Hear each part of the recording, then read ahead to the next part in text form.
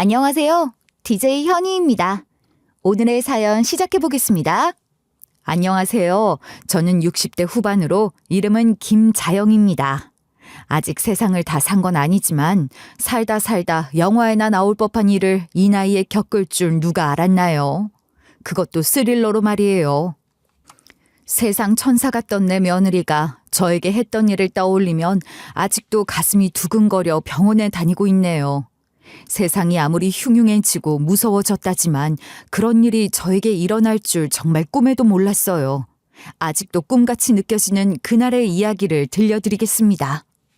저는 어릴 때 경상북도 쪽에서 자랐어요. 부모님은 중국집을 하셨는데 식당 일 하는 부모님을 돕는 게 제 일상이죠. 여자가 많이 배워서 어디다 써? 괜히 많이 배워봤자 지 잘난 줄 알아서 부모 무시하고 결혼하면 남편 무시하고 그냥 식당 일이나 잘하다 나이 차면 시집이나 가. 아버지는 여자 팔자 뒤웅박 팔자라고 아무리 공부 잘하고 잘나봤자 남편 잘못 만나면 팔자 사나우니 평범하게 지내다 시집이나 잘 가라고 말씀하셨어요. 그런 말을 하도 많이 들었더니 저도 어느 순간 반항심이 생겼는지 다른 일을 하고 싶은 욕망이 너무 커지는 거예요. 막 대단한 건 아니더라도 식당 일, 그거 아니면 될 것 같았죠.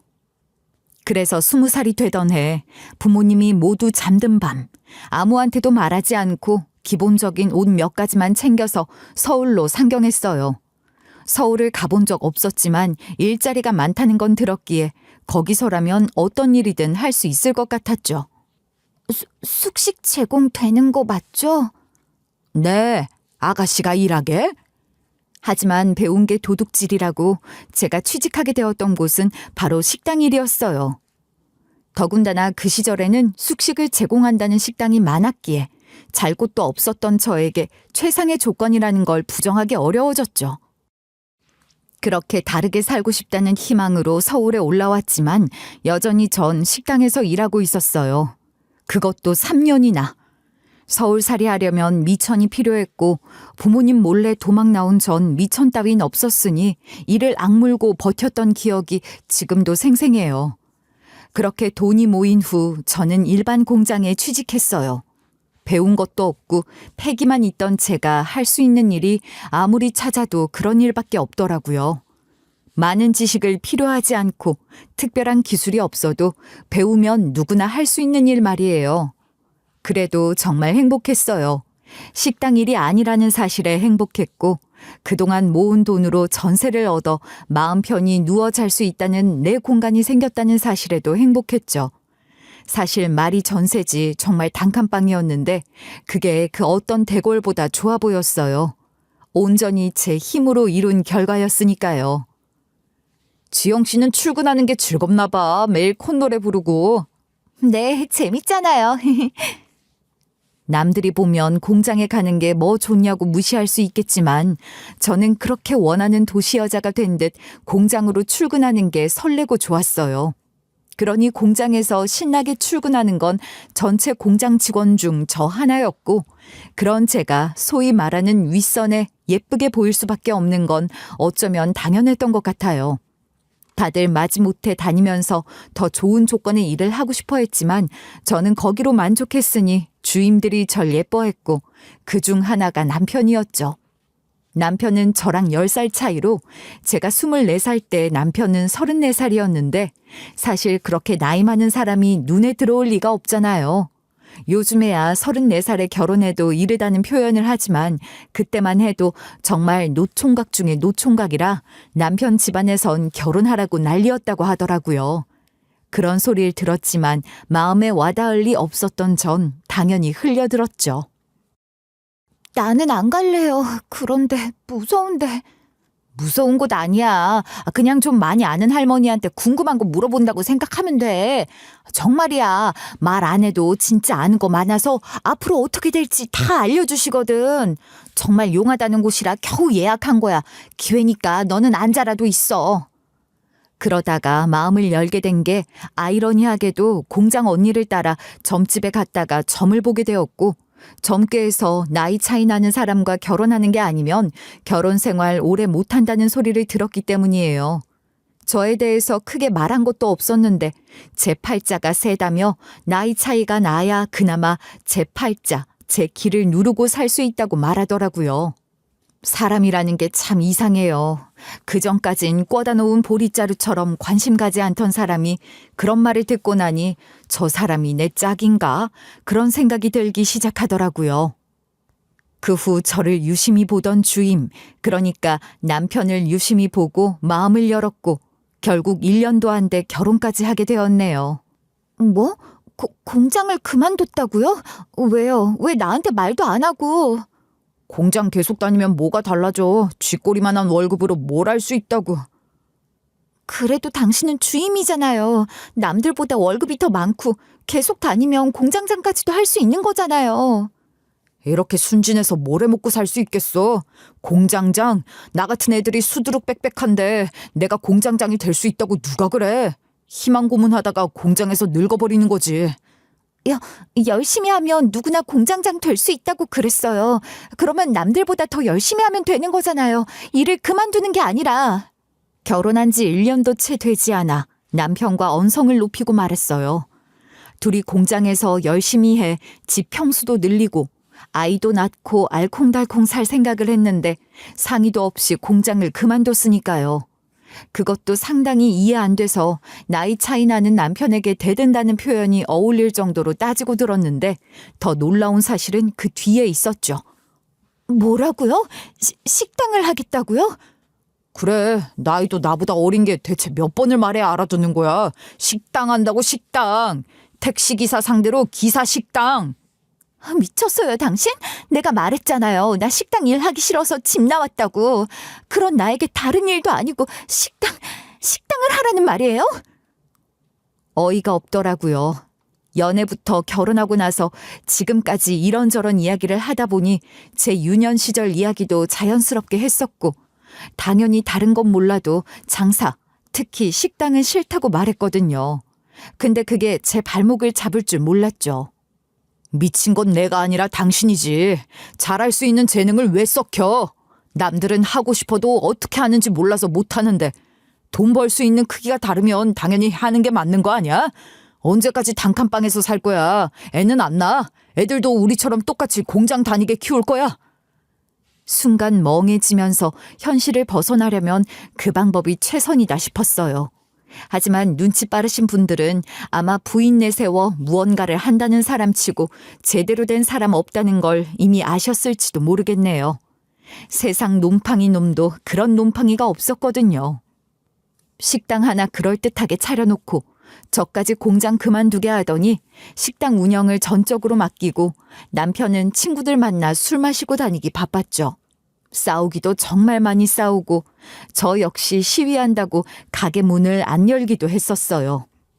하지만 뱃속에 아이가 생기니 책임감이라는 게 어느덧 제 어깨를 짓누르기 시작했고 남편이 밖으로 돌든 말든 저는 묵묵히 가게를 운영하게 되었죠.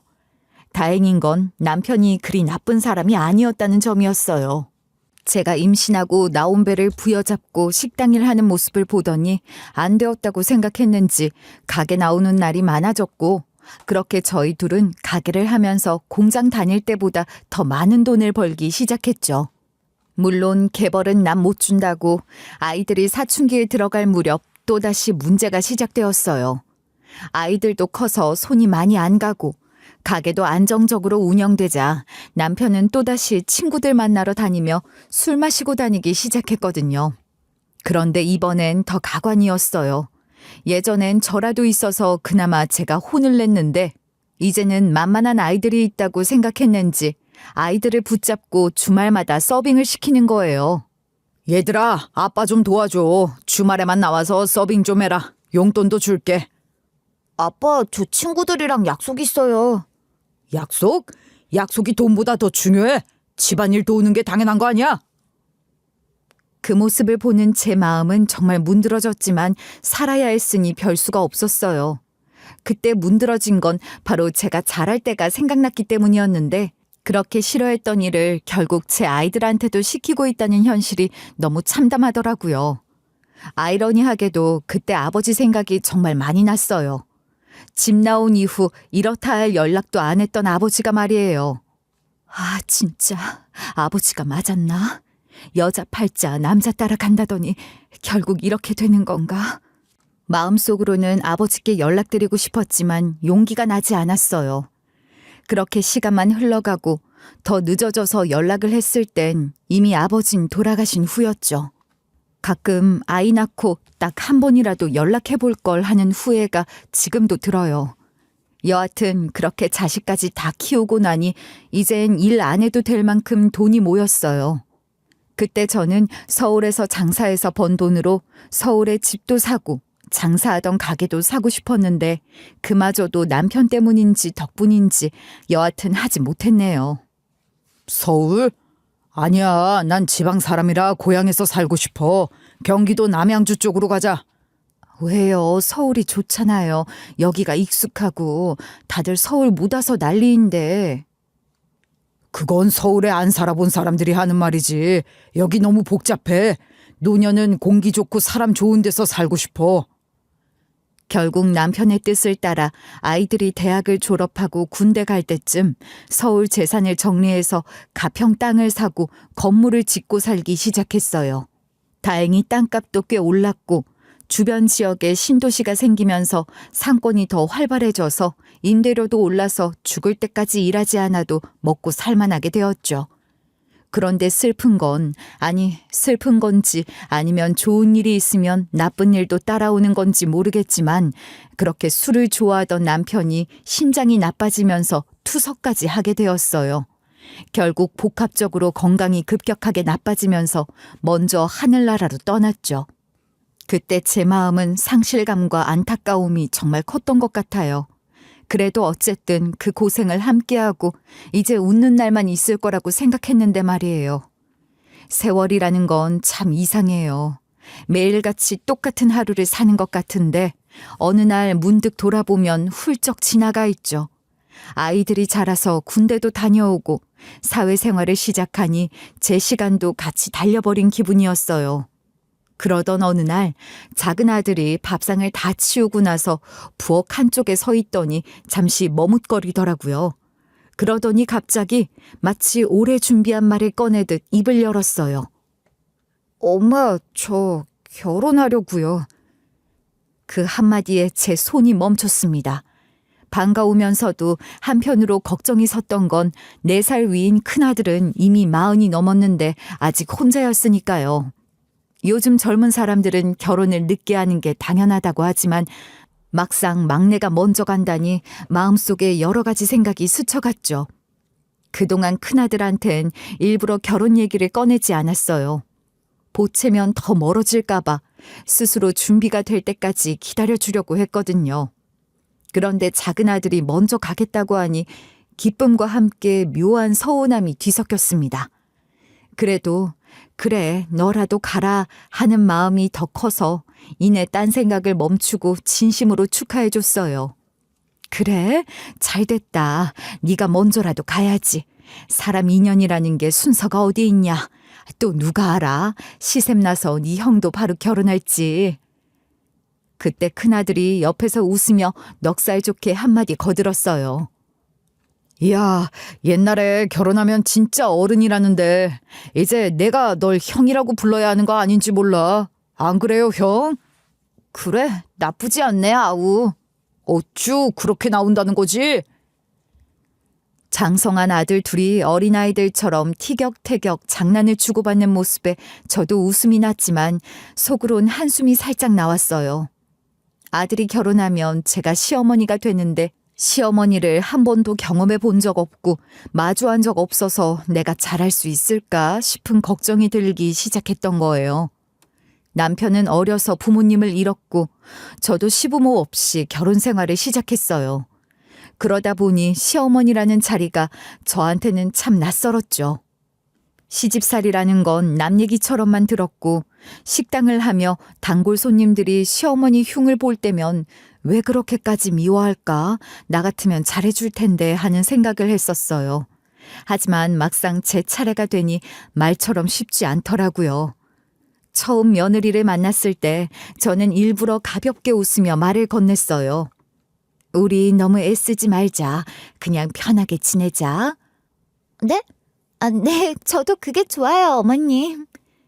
며느리는 제 제안에 조금 놀란 듯 했지만 이내 무슨 뜻인지 알겠다는 듯 웃어넘기더라고요. 그 한마디에 마음이 조금 풀렸어요.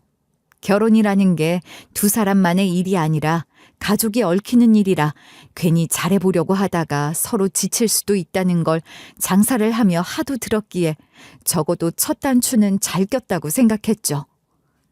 그래서 저는 마음을 정했습니다.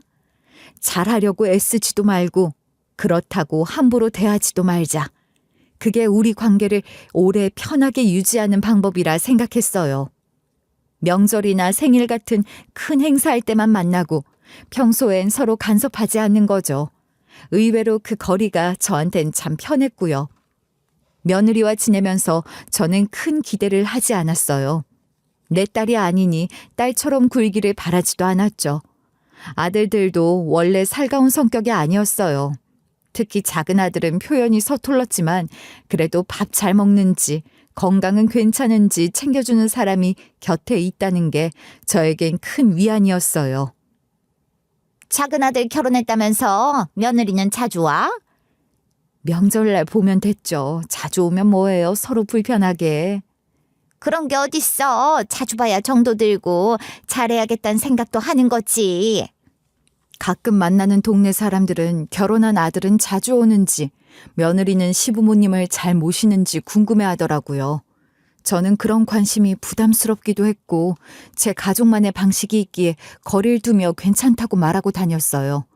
그게 제 가족만의 방식이었고 괜히 가까워졌다가 다투는 것보다 적당한 거리가 서로를 더 편하게 만든다고 생각했으니까요. 둘째가 결혼하고 나니 마음이 한결 놓일 줄 알았는데 이상하게도 큰아들 생각이 더 많이 났어요. 40이 넘도록 혼자 지내는 걸 보면 이제는 저도 결혼을 하긴 할까 하는 의문이 들기 시작하면서 조바심이 났던 것 같아요. 너도 좋은 사람 있으면 만나봐. 겉에서 그런가 보다 하고 넘겨짚는 게 아니라 만나봐야 나랑 맞는지 안 맞는지 아는 거야. 응? 엄마는 제가 알아서 할게요. 참다 제가 조심스레 말을 꺼내면 아들은 피식 웃으며 넘기기 일쑤였죠. 그리고 아직이라는 말을 달고 살았는데 그 아직이 언제까지인지 솔직히 답답하기도 했고요. 하지만 억지로 떠미는 게 좋은 결과를 가져오지 않는다는 걸 알기에 더는 말하지 않았습니다.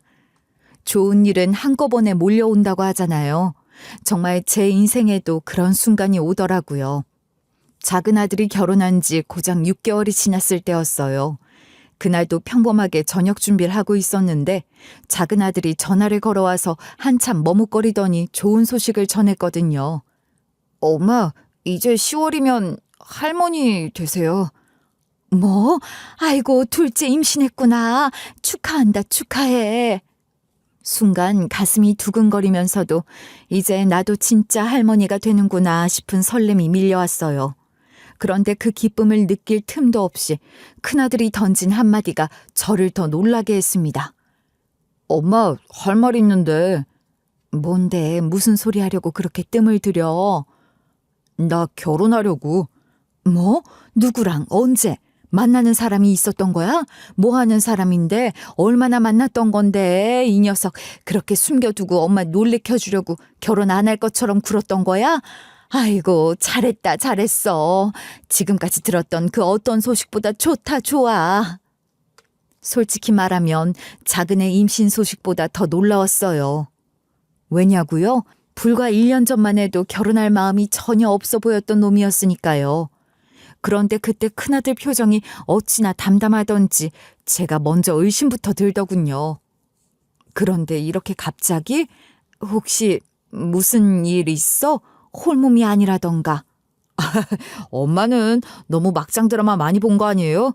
아니지. 요즘 혼전 임신이 흔한 세상에서 여하튼 그런 거 아니니까 걱정 마세요. 그래? 그런데 이렇게 갑자기 결혼한다고? 좋긴 한데. 말끝을 흐리는 저에게 차근차근 예비 큰 며느리에 대한 이야기를 털어놓더라고요. 예비 며느리는 참하게 생겼고 나이 차이가 무려 13살이나 난다고 했어요. 이제 막 30이 된 젊은 여자가 제 아들이 좋다고 결혼하자고 먼저 제안했다는 거예요. 물론 엄마, 나도 덥석 좋다고 한 건 아니야. 나이 차이가 13살이잖아. 띠동갑도 많다고 느끼는데 그래서 거절했는데 같이 있으면 시간 잘 가고 나이 차이 느끼지 않을 정도로 대화도 잘 통하니까 머리보다 결국 마음이 먼저 움직이더라고. 그렇게 며느리 될 사람을 처음 만난 날이 아직도 생생하게 기억나요. 단정한 옷차림에 또렷한 눈빛, 말할 때는 자신감에 애교가 섞여 나오니 여자인 제가 봐도 사랑스러운 느낌이 들었거든요. 그리고 첫인상만큼이나 첫 만남 자리에서 던진 한마디가 제 마음을 확 흔들어 놓았어요. 어머님, 저는 제 또래 남자들 별로예요. 애 같아서 뒤치다꺼리 해줘야 할 것 같거든요. 그런데 오빠는 제가 믿고 기댈 수 있는 든든한 사람이라 정말 좋아요.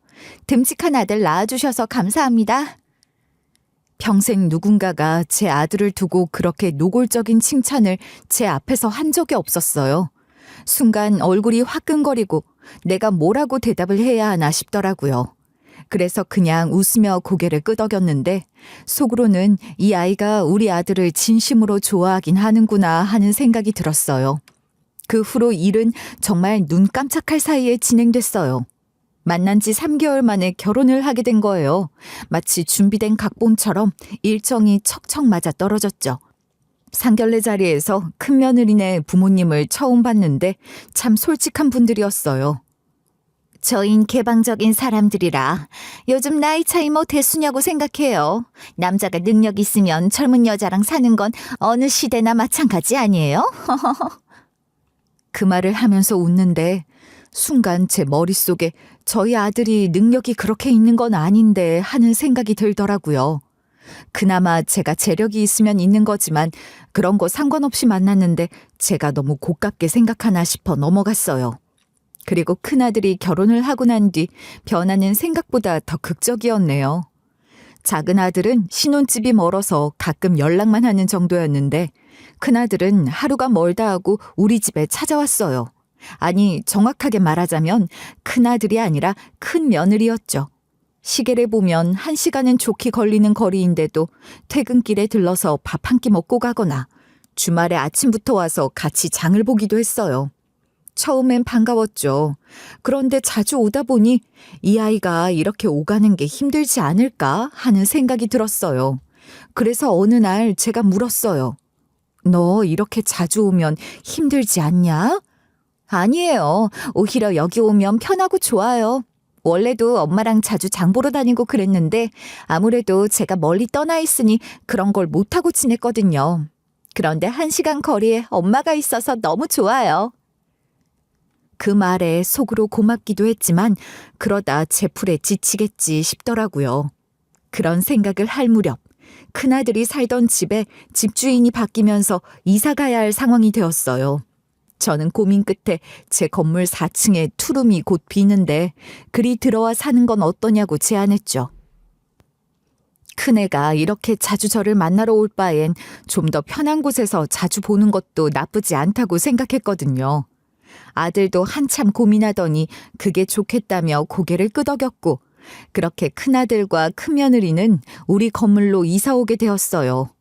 그날 밤 저는 혼자 부엌 식탁에 앉아 빈 투룸을 떠올렸어요.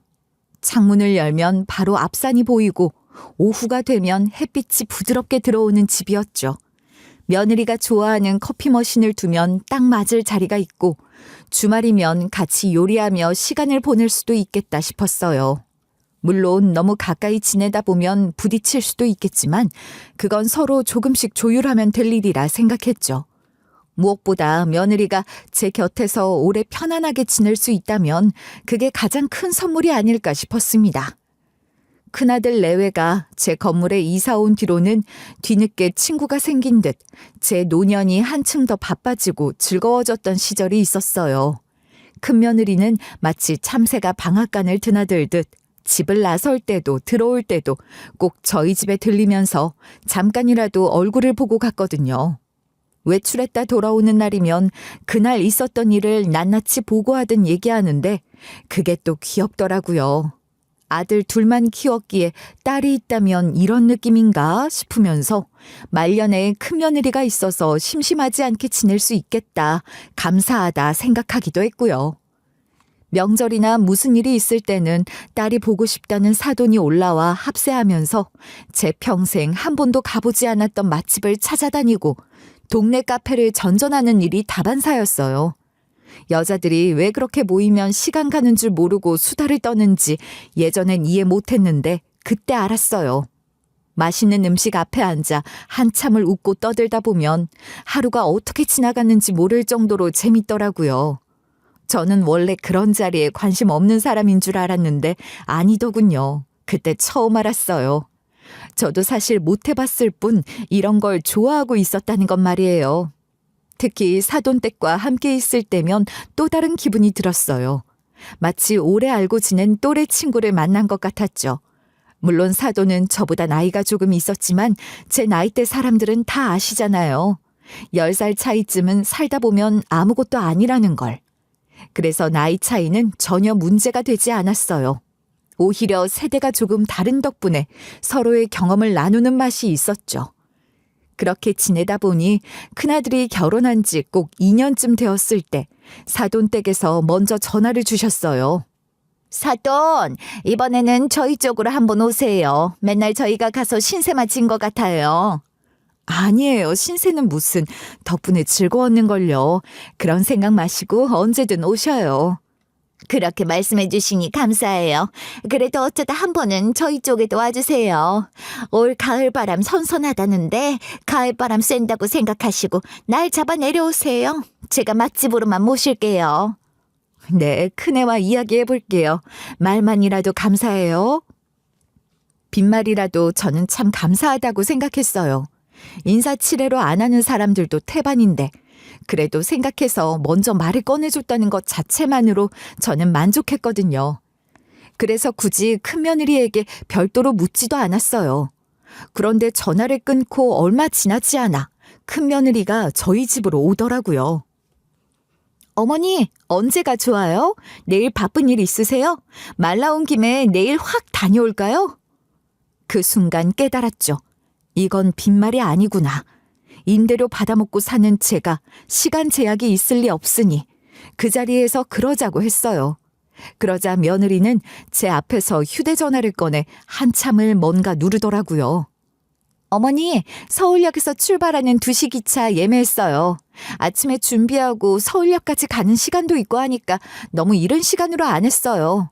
편하게 평소처럼 일어나셔서 준비하고 저랑 같이 나가시면 될 것 같아요. 진짜 오랜만에 친정 내려가는 거예요. 저 너무 설레는 거 있죠?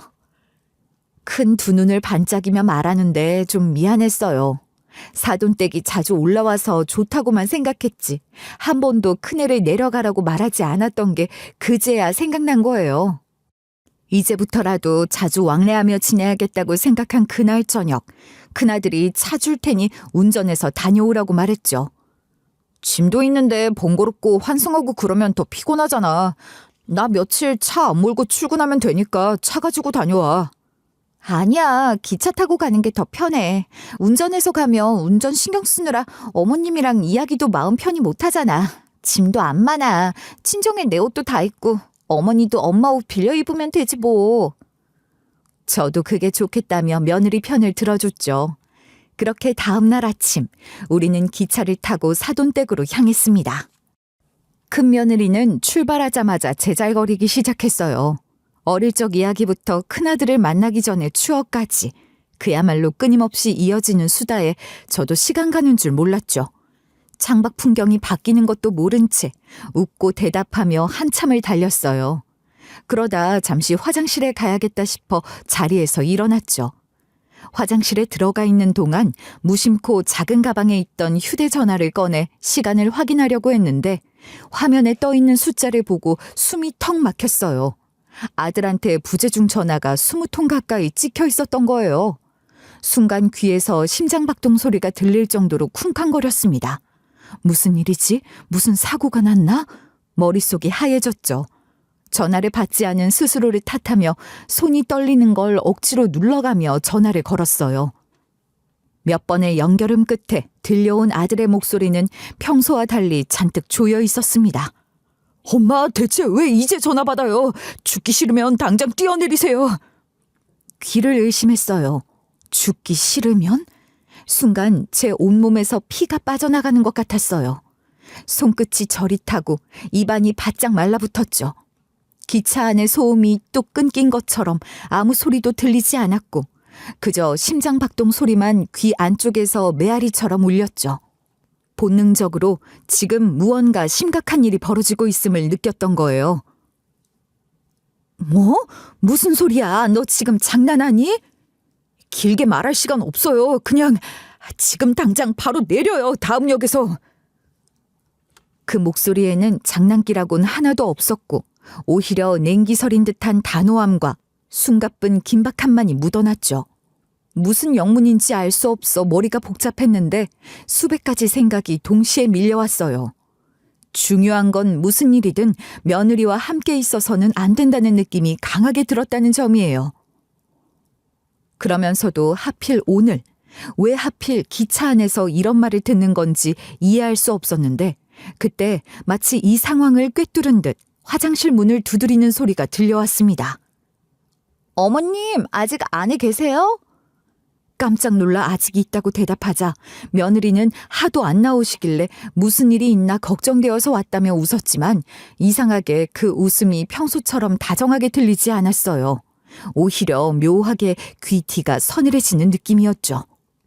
아들 말대로라면 지금 당장 내려야 했지만 한 걸음만 잘못되어도 며느리에게 들킬 수 있는 상황이었어요. 다시 자리로 돌아왔지만 심장이 목구멍까지 치솟아 계속 두근거렸어요. 결국 앉은 지 얼마 되지 않아 속이 안 좋은 척 다시 화장실에 가겠다고 하니 며느리는 좀 전에 먹은 계란이 체하신 것 같다며 갔다 오라고 태연하게 말하더라고요. 등에 땀이 맺히는 걸 느끼며 기차 복도를 걸었습니다. 발걸음은 느리지도 너무 빠르지도 않게 마치 정말 속이 안 좋은 사람처럼 꾸미려고 애썼어요. 몇 걸음 걷다가 뒤를 슬쩍 돌아봤는데 며느리는 고개를 숙이고 휴대전화를 만지작거리고 있었어요. 그래서 눈치껏 뛰어내려야겠다고 생각했죠. 마침 기차가 역에 진입한다는 안내방송이 나왔어요. 저는 화장실 문 안쪽에 서서 손잡이를 잡고 있었는데 심장이 터질 듯 뛰었고 손바닥에는 식은땀이 흥건했죠. 어느덧 이 역이 기회라고 놓치면 안 된다는 생각이 제 머릿속을 지배하고 있었어요. 기차가 서서히 속도를 줄이며 플랫폼으로 들어올 때 귀에 들리는 모든 소리가 이상하게 크게 느껴지더군요. 바퀴가 레일 위를 긁는 소리, 제 숨소리, 심장 박동, 그리고 문틈 사이로 스며드는 바깥 공기의 흐름까지 말이에요. 멈추는 순간 저는 단 한 번도 해본 적 없는 속도로 문을 열고 밖으로 내달렸어요. 발이 플랫폼에 닿는 순간 어찌나 다리가 후들거리던지 그대로 주저앉을 뻔했지만 이내 아이가 첫걸음을 내딛는 것처럼 힘차게 발걸음을 딛고 일어섰죠. 그리고 눈앞에 펼쳐진 광경은 제 평생 가장 큰 충격을 주었습니다. 눈이 커지고 입이 벌어졌지만 아무 말도 나오지 않았습니다. 그 자리에서 온몸에 힘이 빠지면서 다리에 힘이 풀렸고 그 순간 저는 참을 수 없이 오줌을 지렸습니다. 그때 느꼈던 공포와 충격은 지금도 제 심장 어딘가에 생생하게 남아 있습니다. 기차에서 내리자마자 플랫폼 바람이 얼굴을 스치는데 뒤에서 등줄기를 타고 내려오는 목소리가 제 발을 얼어붙게 했죠. 어머님, 어디 가세요? 분명 큰며느리 목소리였죠. 저는 고개만 반쯤 돌린 채 입술이 굳어 소리만 내고 있었고 순간 맞은편 출구 쪽에서 누군가 제 이름을 부르며 전속력으로 달려오는 게 보였어요. 커다란 발걸음, 헐떡이는 숨, 땀으로 젖은 와이셔츠, 분명 제 큰아들이었죠. 그런데 큰아들 양옆으로 검은 점퍼 차림의 사내 둘이 함께 뛰어왔고 그들이 제 앞을 지나는가 싶더니 큰며느리 쪽으로 방향을 꺾어 섰습니다. 엄마 괜찮지? 아무 일 없었지? 어디 다치거나 그런 건 아니지? 너였구나. 이게 도대체 무슨... 다리에 힘이 풀려 주저앉을 뻔한 저를 큰아들이 제 어깨를 잡아 제자리로 붙들어주고 있을 때 두 산은 이미 큰며느리의 양팔을 정확하게 붙들고 있었어요. 팔꿈치와 손목을 동시에 고정하는 동작이 아주 익숙해 보였고 낮게 그러나 분명하게 말했죠. 정숙현 씨, 현행범으로 체포합니다. 그 순간 플랫폼 위의 공기가 묘하게 달라지는 것 같았어요. 발걸음을 멈춘 사람들의 숨소리, 멀리서 들려오는 기차의 기저음까지 모두 뚜렷하게 들렸죠. 제 눈앞에서 벌어지는 장면이 마치 영화 속 한 장면처럼 느리게 재생되는 것 같았습니다. 손목을 붙잡히는 소리, 발끝이 바닥을 긁는 마찰음까지 귀에 생생히 꽂히더군요. 저항하지 마세요. 혐의 사실은 경찰서에서 고지합니다. 무슨 소리예요? 여보, 이게 무슨 일이야? 나 좀 말해줘. 사람 잘못 보셨어요. 무슨 일 때문에 그러신지 말씀해 주셔야죠. 아무 잘못 없는 사람 연행하는 거 불법이에요. 저 가만히 안 있을 거예요. 여보, 왜 보고만 있어? 이거 안 나? 그 순간 플랫폼 여기저기서 사람들이 호기심 섞인 시선을 던졌고 안내방송이 멈췄다가 다시 흐르는 사이 큰며느리는 억울하다는 듯 눈을 크게 뜨고 큰아들을 쳐다보더라고요. 야, 너는 네 마누라가 잡혀가게 생겼는데 아무 말도 안 해? 경찰서에 가서 이야기해. 짧고 건조한 대답이었지만 그 말 속에 얼마나 많은 밤이 웅크리고 있었는지 저는 곧 알게 되었죠. 기운이 다 빠진 제 무릎이 휘청거리자 아들이 재빠르게 저를 붙잡아 플랫폼 벤치로 데려갔어요. 차가운 쇠 벤치가 허리를 받쳐주자 그제야 다리가 떨리는 게 느껴졌고 식은땀이 목성과 등허리를 타고 흘렀습니다. 저는 숨을 고르며 떨리는 손을 무릎 위에 포개고 앉아 있었고 큰아들은 제 옆에 쭈그려 앉아 차분히 입을 열었어요. 그 순간 제 시선은 본능처럼 큰아들의 얼굴을 살폈습니다. 눈가에 맺힌 땀방울과 굳게 담은 입술이 모든 걸 말해주고 있었죠. 말을 꺼내기도 전에 그의 어깨가 작게 들썩이는 걸 보았어요. 마치 오랜 시간 눌러왔던 무게를 이제야 내려놓는 사람 같더군요. 그 모습에 저도 모르게 그 손을 꼭 잡으며 준비되지 않은 마음을 다잡았네요. 엄마, 미안해. 나도 사실을 안 건 얼마 안 돼서 설마 했는데 이렇게까지 할 거라곤 정말 상상도 못했어. 정말 미안해. 내가 좀 더 잘 알아봤어야 했는데. 큰아들의 이야기는 결혼 직전으로 거슬러 올라갔어요. 큰아들은 아내를 동네 편의점 알바생으로 처음 알게 됐고 정규직은 아니어도 성실히 새벽마다 출근하는 모습에서 적어도 빈둥거리는 사람은 아니구나 생각했다더군요. 먹여 살릴 수 있다면 괜찮다고, 사람이 살아보면 바뀔 수도 있다고, 본인이 그 변화의 첫 단추가 되고 싶었다고요. 그런데 결혼 후의 일상은 생각과 달랐어요. 알콩달콩 함께 삶을 꾸리는 대신 큰며느리는 이상하리만큼 시어머니인 저에게 집착하기 시작했다는 거예요. 집안일은 자꾸 뒷전으로 밀리고 제 일정과 취향, 만남과 대화에만 온 신경이 쏠려 있었다고요. 엄마가 좋아하니까 그게 다행이라 생각했어. 다 만족할 순 없으니까 그럴 수도 있지 했거든. 그런데 결정적인 균열은 뜻밖의 곳에서 시작됐대요. 큰아들의 오래된 동네 친구 하나가 길에서 큰며느리를 보고 아는 체를 했단 거예요. 큰며느리는 얼른 고개를 저으며 사람 잘못 봤다고 했고 친구들은 돌아가며 투덜거렸죠. 뒷개따방에서 봤던 얼굴인데 이 동네 사업 잘 된다더니 거기서 빼왔나 보네. 그 말이 단순한 오해였으면 좋았겠지만 큰아들 머릿속에서 작은 모래알 같은 의심이 움직이기 시작했대요. 집에 돌아와 조심스레 물었더니 큰며느리는 오히려 큰아들 친구들을 몽땅 헐뜯으며 질 안 좋은 사람들이라고, 모르는 사람이라며 단호하게 선을 그었다고 했죠. 그날 이후로 큰아들은 며느리의 과거를 묻지도 캐묻지도 않았대요.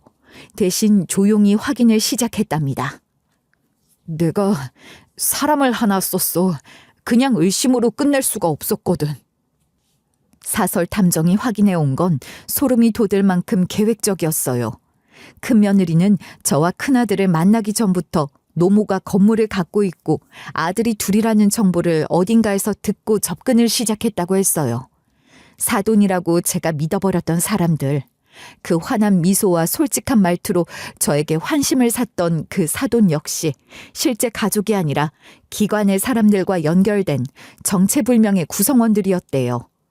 평택에 있다는 그 사돈댁 주소를 추적해보니 대문 간판은 한심요양센터, 그 뒤편 건물은 한성정신의료기관, 입퇴원 절차가 내부 통로로 신속하게 이어지는 구조였다고 말하는데 그 이상은 차마 제가 글로 다 전하기 벅찬 내용들이었네요. 카톡이랑 통화 녹취들이 있어. 보호자 동의만 받으면 된다고 사인받을 각본까지 써놨더라고. 기차로 모시고 오라. 역에서 픽업하라. 명목은 놀러 오라였지. 그래서 오늘 엄마가 기차 탄다고 했을 때부터 경찰이랑 같이 움직였어. 엄마 전화가 계속 무음이라 식은땀을 몇 번을 흘렸는지 몰라. 큰아들은 제 휴대전화가 무음으로 바뀌어 있는 걸 알고 시간표를 붙들고 도로에서 미친 듯이 달렸대요. 만약 전 역에서 못 내리면 다음 역에서라도 저를 내려야 한다고. 그래서 형사들과 연락을 붙여 큰며느리의 동선을 실시간으로 확인했답니다. 현행범이라는 단어를 듣고 나니 아까 그들의 정교한 동작과 말투가 머릿속에서 또렷해졌어요. 큰아들은 제 손등을 감싸며 조용히 말을 이었습니다. 아내의 계좌에서 오간 수상한 이체 내역, 사돈들에게 흘러간 식비, 행사비 명목의 현금, 픽업 차량과 병원 직원의 통화 시간표, 그리고 입원 동의서 양식 사진까지 모든 게 차곡차곡 모여 있었대요. 무엇보다 대화 중에 큰며느리가 남긴 결정적 문장들이 있었답니다. 어머님이 오래 입원하시면 재산은 곧바로 아들들 명의로 흘러올 거야. 그 다음은 우리가 알아서. 이런 문장들. 그냥 농담처럼 흘렸지만 여러 번 여러 사람에게. 그래서 내 재산이 결국... 그게 목표였어. 엄마가 사라지면 상속, 그리고 이혼으로 한탕, 그런 큰 그림. 플랫폼의 바람이 잠깐 멎은 듯 했어요. 멀리서 몇 분 후 도착이라는 안내방송이 다시 울렸지만 제 귀에는 큰아들의 낮고 차분한 목소리만 들렸습니다. 저는 어쩐지 눈물이 안 났어요. 울음보다 먼저 올라온 건 이상하게도 묵직한 안도였거든요. 아, 이제 모든 게 끝이구나 싶었던 것 같아요. 경찰서에서의 절차는 생각보다 신속했어요.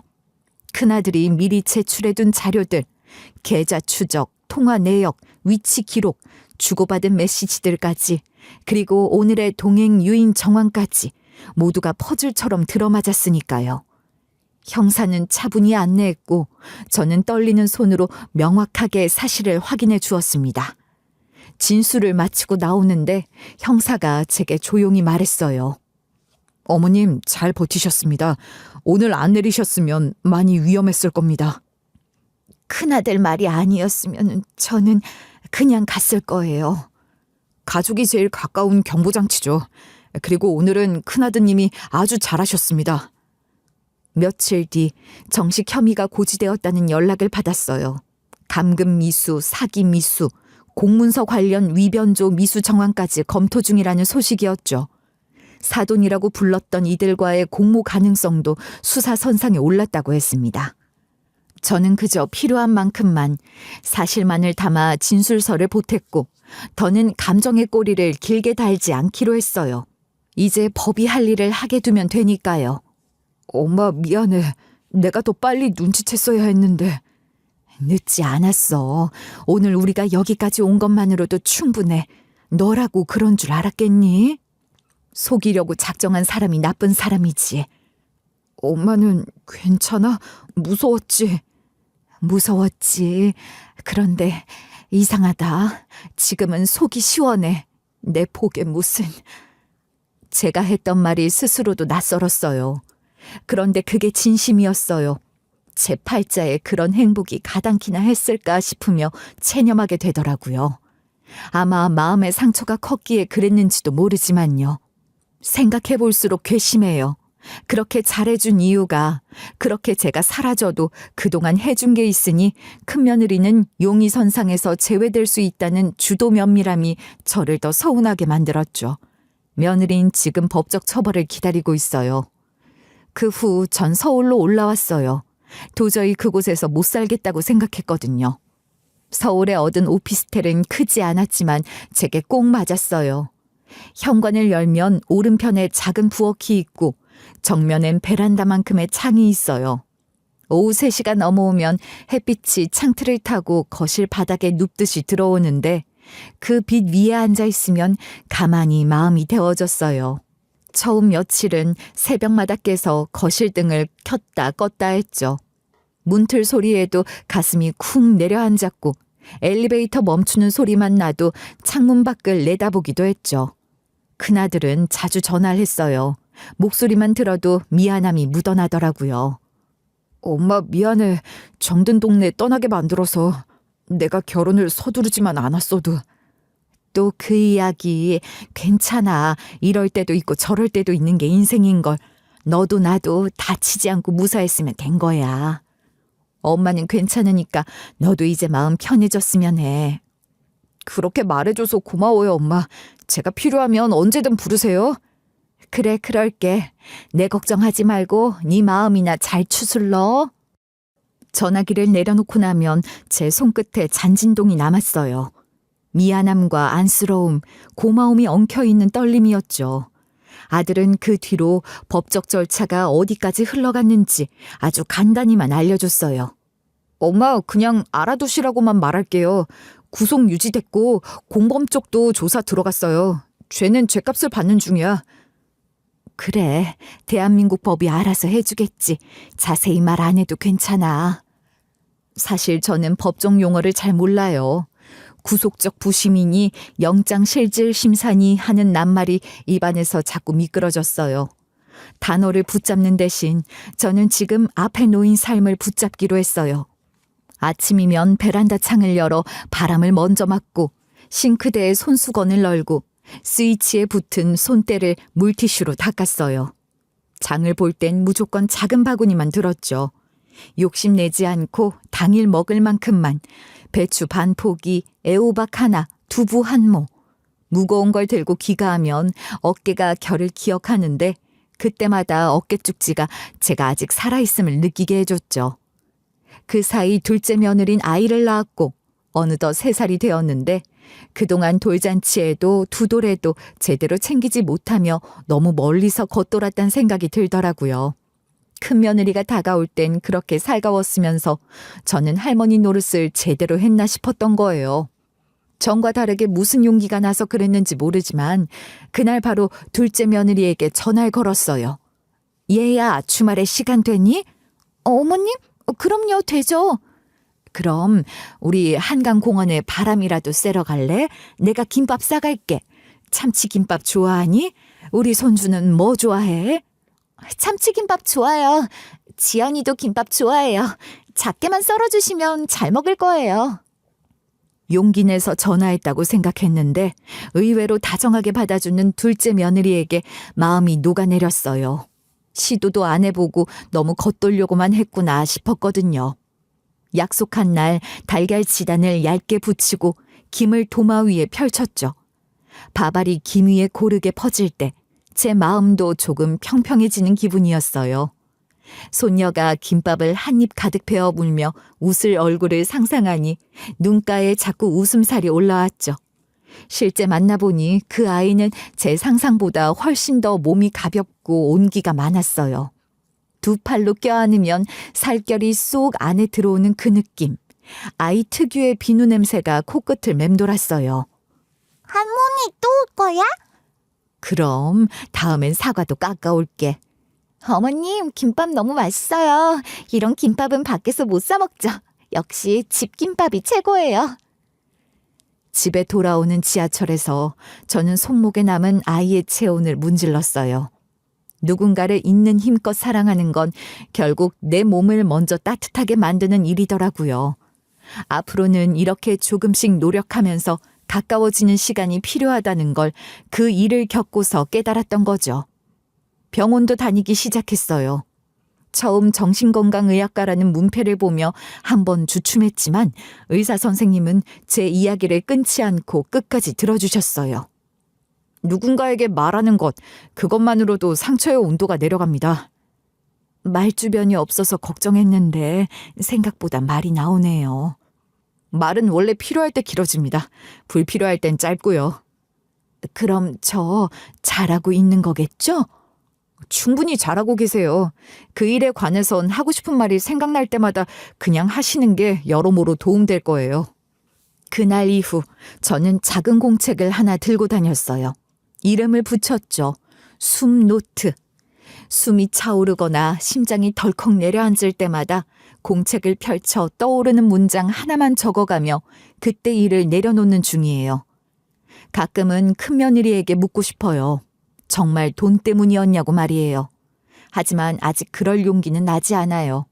누군가는 면회 가서 악담이라도 퍼붓고 오라고 하지만 저는 제 방식대로 거리를 선택했어요. 저는 그 아이의 마지막 표정 대신 내 내일의 첫 표정을 지키고 싶어요. 그게 저를 살리는 길이니까요. 사실 오늘 이 사연을 보내기로 마음먹은 건 의사 선생님의 말 때문이었어요. 많이 말 안 하는데 아무리 봐도 이 나이 먹도록 제가 알고 지내는 사람들이 생각보다 많이 없더라고요. 그래서 평소에 듣던 이곳이 떠올랐어요. 여기가 제게는 안전한 방처럼 느껴졌거든요. 그러니 혹시라도 이 이야기를 듣는 분들 욕은 잠시 밀어주세요. 상처는 칼끝보다 천천히 나가요. 대신 오늘 제가 용기 낸 만큼 잘 왔다고 수고했다고 한마디만 해주세요. 그 말이면 저는 내일 아침 창문을 조금 더 활짝 열 수 있을 것 같아요. 마지막으로 작은 제 다짐을 전할게요. 저는 제 방식대로 사랑을 표현하려고 해요. 묵혀두면 김장김치처럼 풍성해진다고 생각했는데 그마저도 찾는 이가 없으면 버리는 음식이라는 걸 알았으니까요. 느리지만 천천히 이제 주위 사람들을 챙기며 살려고요. 손자 손을 잡고 놀이터도 걷고 계절이 바뀌면 귤 상자를 주문해 오피스텔 사람들과 나눠 먹기도 하고 그날들과 소통하며 자신의 삶을 더 단단하게 세워가는 걸 지지해 줄 거고요. 빠르지 않아 답답해 하실 수 있지만 느리지 않은 제 속도로 남은 인생을 살아가며 웃을 거예요. 그리곤 언젠가 새로운 친구들과 맛집을 찾아가 수다를 떨며 우리 인생 재밌게 살고 있다고 말하고 싶습니다. 오늘 이 이야기는 여기까지예요. 들으셨다면 제 숨이 조금 고르게 된 게 느껴지실 거예요. 그게 다 여러분 덕분이에요. 고맙습니다. 내일 아침 저는 또 창문을 열 거예요. 그 바람 속으로 여러분의 오늘도 잘 살고 있다는 한마디가 들어오길 기다리면서요.